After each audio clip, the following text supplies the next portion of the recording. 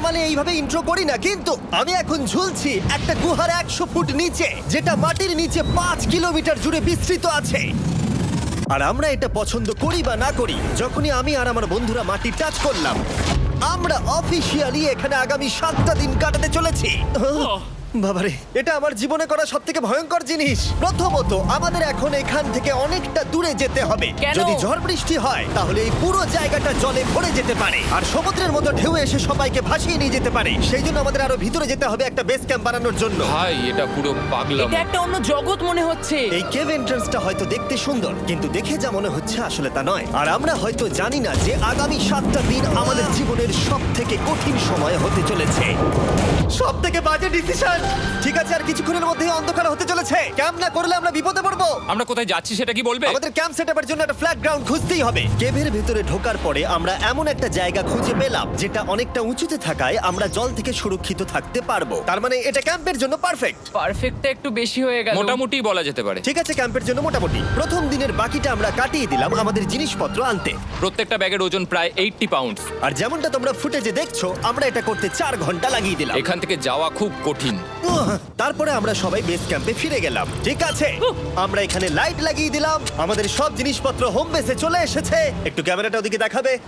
ওদিকটা কিন্তু ভয়ানক অন্ধকার, আর সবসময় এরকমই থাকবে। তাই আমরা ক্যাম্পিং গ্রাউন্ডের জন্য খুব বেশি কিছু করতে পারলাম না। কটা ফুটো করে দড়ি টাঙিয়ে দিলাম। এটা ধরো আর ওঠো দেখি।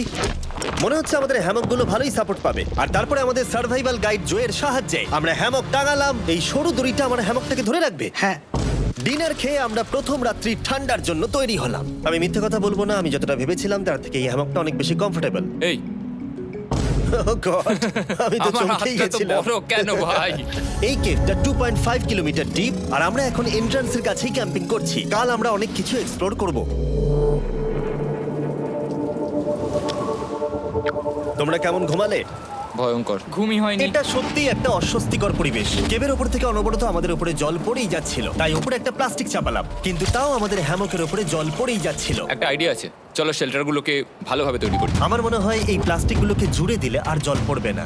বাহ, তুমি তো জিনিয়াস। আমি শুধু একজন ইউটিউবারই নয়, ঠিক আছে? আমার হ্যামকটা এটার উপরে ঝুলছিল।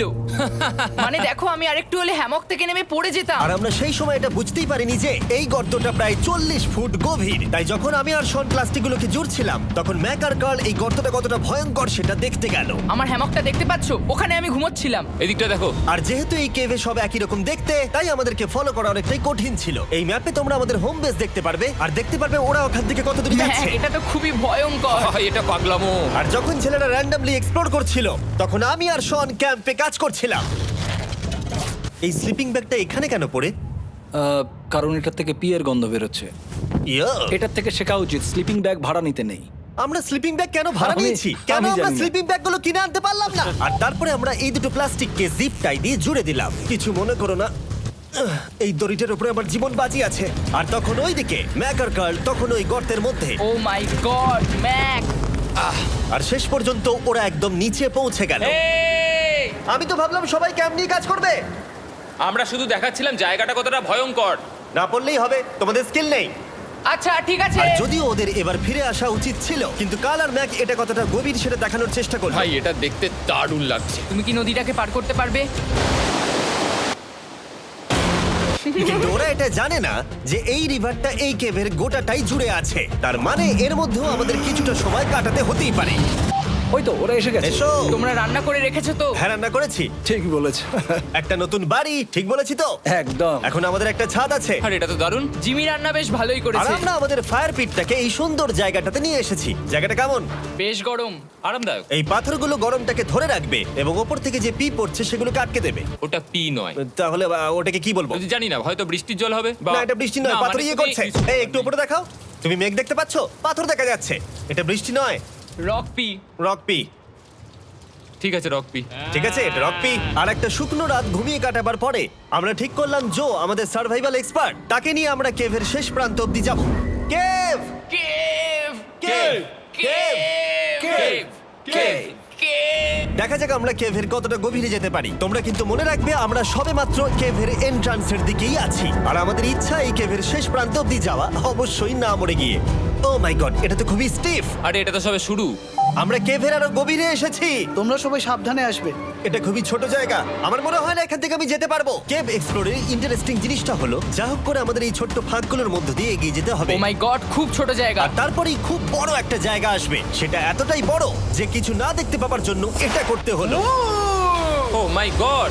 এবার আমি সব দেখতে পাচ্ছি, এটা দুর্দান্ত। এটার তো অনেক আলো। ভাই জায়গাটা কতটা সুন্দর দেখো। বাপরে কি আলো, আমি তো তাকাতেই পারছি না। আমি তো অন্ধ হয়ে যাব মনে হচ্ছে। এ বাবা, এটা কি হলো? আমরা বোধহয় ঠিক মতো এটাকে ব্যবহার করতে জানতামই না। চলো এগিয়ে যাই। আর তাই আমরা এগোতে থাকলাম। এই যে এই জায়গাগুলো, এগুলো খুব ভালো ধরার এখানে? জায়গা। এগুলো ধরে এখান থেকে পা ঘুরিয়ে চলে আসতে পারবে। এইভাবে কি? হ্যাঁ, একদম পারফেক্ট। জো সব থেকে ভালো কেভ গাইড। এভাবে কেউ গাইড করতে পারবে না। ঠিক আছে, এইবার ব্যাপারটা ইন্টারেস্টিং হবে। কি? এটা কি? এখান থেকে আমাদের ওয়েট শুট পরে সাঁতার কেটে যেতে হবে। গতকাল ম্যাক আর কার্ল এটা নিয়ে মজা করছিল, কিন্তু এই কেভে আমাদের পরের অ্যাডভেঞ্চারটা ছিল একটা প্রায় জমে যাওয়া নদীর মধ্যে। ও মাই গড, এটা তো পাগলামি! তার মানে আমাদের ওয়েট শুট পড়তেই হবে যাতে আমাদের হাইপোথার্মিয়া না হয়। আমরা এটা কেন করছি? এই এক্সপেরিয়েন্সটা তো জীবনে একবারই হবে। কি? এটা করলে হয়তো আর নাও বেঁচে থাকতে পারি।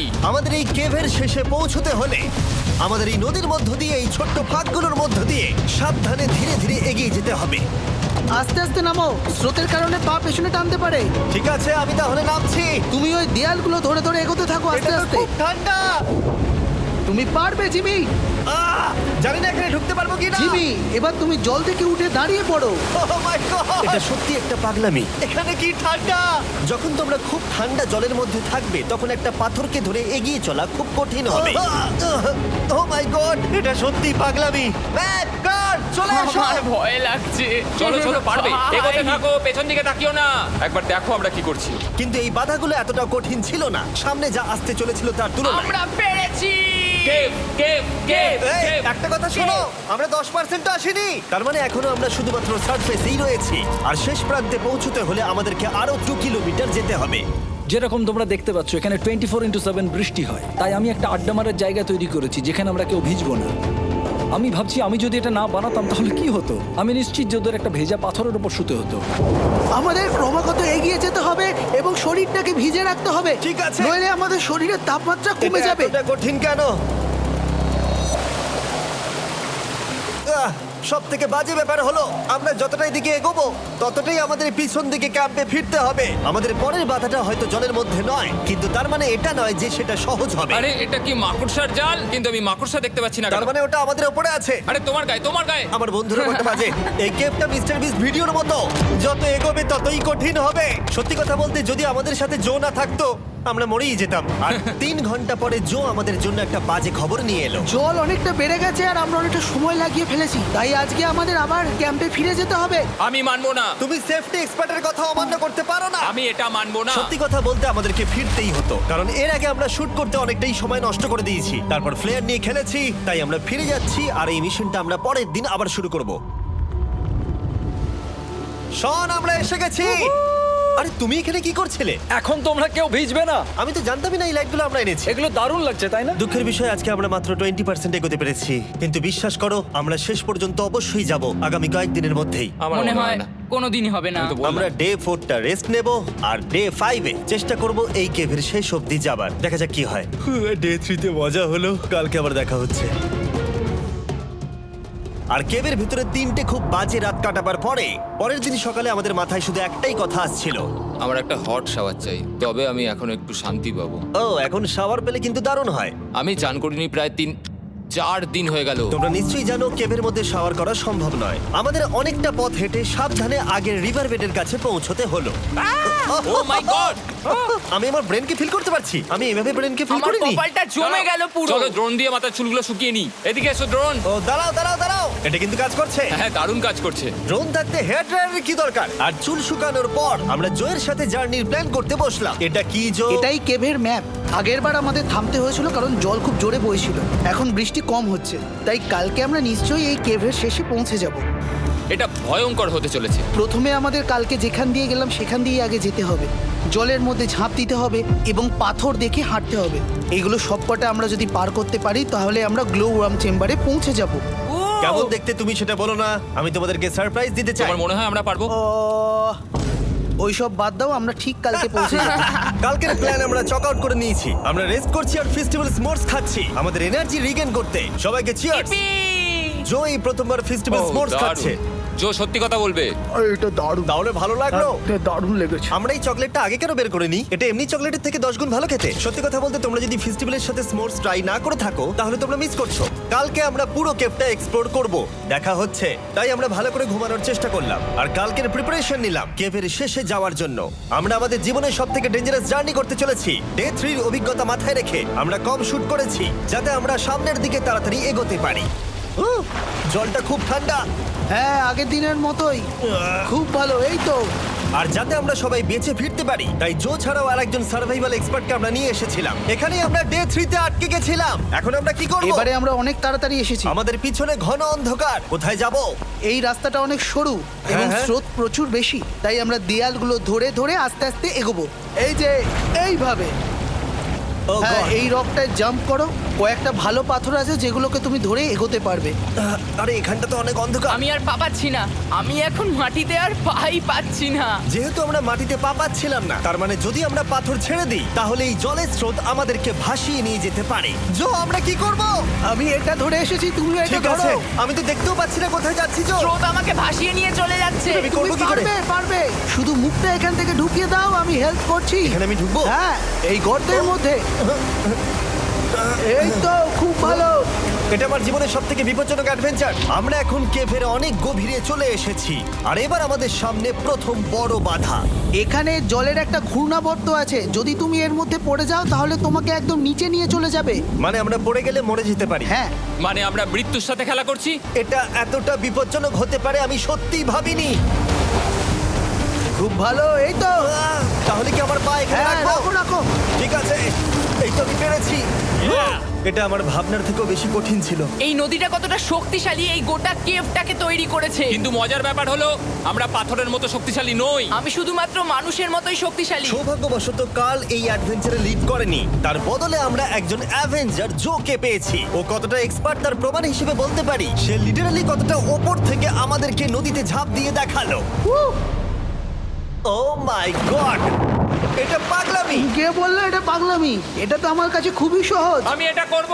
তুমি কোনোভাবেই এটা করতে পারবে না। আরে কি বলছোটা কি তুমি? আমি এক্ষুনি করতে চাই। চলো যাচ্ছি Joe. God speed back. Jimmy আমার সাথে যা যা করেছে তার কাছে এটা তো কিছুই নয়। 3, 2, 1।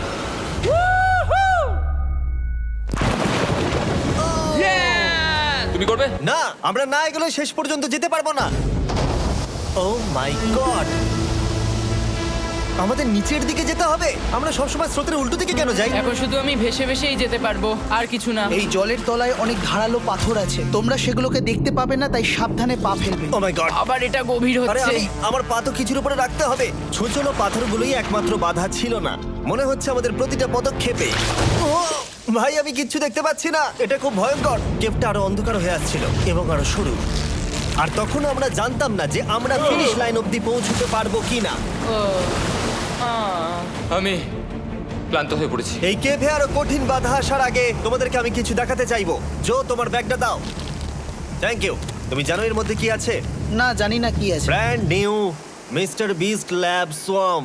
সত্যি কথা বলছি, গত 5 ঘন্টা ধরে যেহেতু আমি অনেক পরিশ্রম করেছি, তাই কোনো মতেই এখন এটা আমি বলার মতো অবস্থায় নেই। তাই এটা শুট করার 1 মাস পরে আমি পুরো কেপ সেটটা তৈরি করলাম ফিউচার জিমি নেম ট্যাগ দিয়ে। তারপরে বললাম, হে, আমি ফিউচার জিমি, আর আমি এখন তোমাদেরকে বলবো brand new toy line of mister beast lab swamp সম্পর্কে। এটা একটা কালেক্টেবল টয় লাইন, আর এখানে 119টা ইউনিক ডিজাইন ক্যারেক্টারও আছে যা তোমরা কালেক্ট করতে পারো। আর সবথেকে দারুণ ব্যাপারটা হলো, কোন ক্যারেক্টারটা তুমি পেয়েছো সেটা জানতে হলে এই টিউবে ওয়াটার দিয়ে নাড়াতে হবে আর তোমার সোয়ামস তোমার সামনে চলে আসবে। আর আমি এটা ডেমনস্ট্রেট করতে এই বিশাল বড় টিউবটাকে বানিয়েছি। এই টিউবটাকে জল দিয়ে ভরে দাও। তোমাদের এত জলের দরকার নেই, এটা অনেক বড় বলে এত লাগছে। ঠিক আছে, এটা এখন জলে ভর্তি হয়ে গেছে। এবার এটাকে একটু নাড়াতে হবে। এটা কি আর নাড়াতে হ্যাঁ হবে? হ্যাঁ, অনেক নাড়ানো হয়ে গেছে। এবার জল ঢালো এখানে। জো ঢালছে। আর জল ঢালার পরে তোমরা দেখতে পাবে তোমরা কোন সোয়ামটা পেয়েছো। এটা সব থেকে রেয়ার হাইপোক্রোম, যেটা মাত্র 1000টা বানানো হয়েছে। জো, এটা তোমার। Thank you so much. এটা চাই। আর এটা তোমার। কাল কি নেবে? আমার কাছে দুটোই ছিল। আর আমরা শুধু সোয়ামেই থেমে নেই, আমরা এই অ্যাকশন ফিগার প্যান্থারগুলো বানিয়েছি যেগুলো এই ব্রিফকেসে আছে। আর এই সোয়ার্মের মতো এই মিউটেটর যখন তোমরা কিনবে দেখতে পাবে এর ভেতরে কি আছে। কোথায় কিনবো? ভালো হয়েছে জিজ্ঞাসা করলে। মিস্টার বিস্ট ল্যাব টয়েস এখন তোমরা পৃথিবীর সব জায়গায় পেয়ে যাবে। এগুলো সব বেরিয়ে গেছে, তোমরা গিয়ে কিনে নাও। আর কেবের মধ্যে অনেক সমস্যা পেরোনোর পরে আমরা ফাইনালি পৌঁছে গেলাম গ্লো ওয়ার্ম চেম্বারে। ভাই এবার খুব ভালো লাগছে। ঠিক আছে টিম, তোমাদের গ্লো ওয়ার্ম চেম্বারে স্বাগত। এ তো দারুণ। এটা দারুণ লাগছে। ভাই এটা পৃথিবী মনে হচ্ছে না এখানে একদমই। যে আলো তোমরা দেখতে পাচ্ছ সেগুলো আসলে ছোট্ট ছোট্ট বায়োলুমিনেসেন্ট গ্লো ওয়ার্ম তৈরি করেছে। এটা দেখতে অনেকটা মিল্কি ওয়ে গ্যালাক্সির মতো লাগছে। ওয়াও! আর এই মুহূর্তটা, এই ভিউ, সত্যি বলতে এই ট্রেকের সমস্ত ক্লান্তি যেন দূর করে দিল। এখানে অবধি পৌঁছানো যেন সত্যি একটা অ্যাচিভমেন্ট ছিল। কিন্তু এখন আমাদের যাত্রা শেষ হয়নি, কারণ আমাদের এখান থেকে এখন বেস ক্যাম্পে ফিরতে হবে। আজকে ডে 6 হতে চলেছে, এখনো ওরা আসেনি আর আমি খুব ক্লান্ত। আমার মনে হয় না আমি ভালো করে ঘুমোতে পারবো, ওদের জন্য খুব চিন্তা হচ্ছে। এই ট্রিপটা অনেকটাই সহজ ছিল কারণ আমরা স্রোতের সাথে ভেসে ভেসে যাচ্ছিলাম। আর যেহেতু তোমরা এই ট্রিপটা দেখেছো তাই আমরা এটাকে স্কিপ করলাম। কিন্তু সত্যি বলতে এই জার্নিটাও অনেকটা বেশি সময় নিল, কারণ আমরা ক্যাম্পে পৌঁছানোর আগেই 6 নম্বর দিন চলে এলো। শন, সবাই ঠিক আছে তো? আমার খুব চিন্তা হচ্ছিল। Happy day 6। ডে 6 খুব ভালো। এনার্জি বাড়াতে আমরা আগুনের উত্তাপ নিলাম এবং ফাইনালি আমরা কিছু খেতে পেলাম। এটা খুবই অ্যাডভেঞ্চারাস ডে ছিল। কালকে দেখা হচ্ছে, মানে আজকেই হয়তো। এটা হয় ডে কোনোদিন 6 হবে না। নাকি আজকে, না আমি জানি না। এত বড় ট্রেক সম্পূর্ণ করার পরে শারীরিকভাবে চূড়ান্ত ক্লান্ত হওয়া সত্ত্বেও জানি না কেন কিন্তু আমি একদমই ঘুমাতে পারছিলাম না।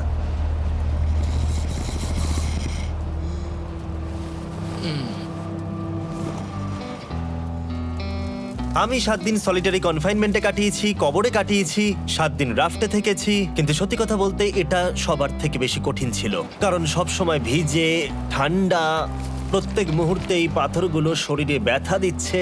বেশিরভাগ সময়টাই এই কেভটা দুঃস্বপ্নের মতো ছিল। কিন্তু তোমার আর আমার মধ্যে জিমি! ইয়ো! গার্ড, আমাকে দেখতে পাচ্ছো? এটা পৃথিবীর সবথেকে উজ্জ্বল টর্চ। মজার মুহূর্ত অনেক ছিল। মাটির নিচে 300 ফুট গভীরে অভিযান চালানো থেকে আমাদের সবাই মিলে হ্যামক নিয়ে হাসাহাসি করা সবকিছুই অভিযানের অংশ ছিল। যেহেতু আমাদের সঙ্গ দারুণ, চলো তিমির মতো আওয়াজ করো। তাই এই ভিজে, ঠান্ডা, পাথুরে অদ্ভুত কেভের ট্রিপটা বদলে গেল আমাদের জীবনের সব থেকে সুন্দর মুহূর্তে।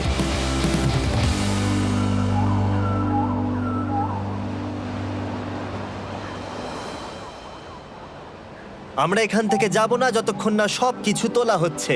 আর আমি সবকিছু বলেছি মানে সবকিছুই।